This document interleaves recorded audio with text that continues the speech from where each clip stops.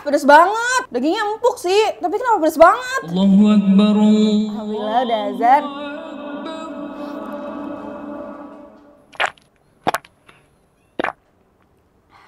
Langsung aja nih sikat iga emplok, bikin ngiler dari tadi.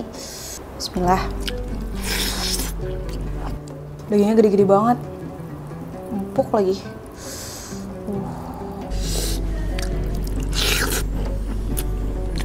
Wah, enak tapi pedes banget lagi.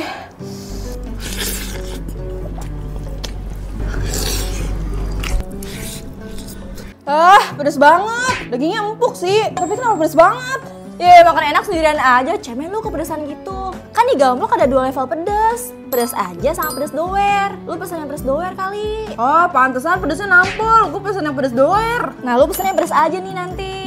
Yaudah deh, nanti gue check out di live vlog aja biar banyak promonya. Oke, berarti ini buat gue semuanya ya. Alah,